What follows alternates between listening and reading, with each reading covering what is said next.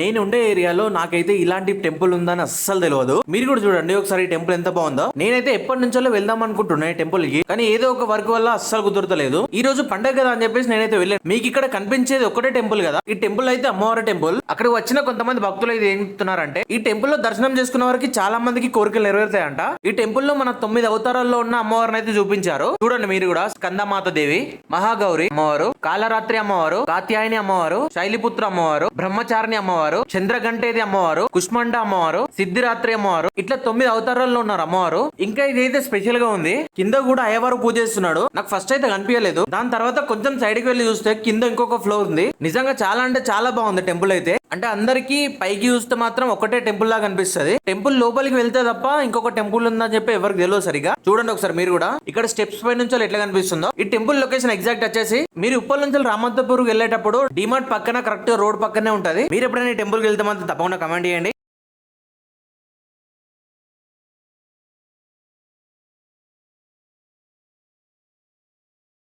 Temple లోపలికి వెళ్ళడంతోనే చాలా పీస్ఫుల్గా అనిపిస్తుంది. ఒకసారి మీరైతే విజిట్ చేసి చూడండి, మీకు కూడా అనిపిస్తుంది.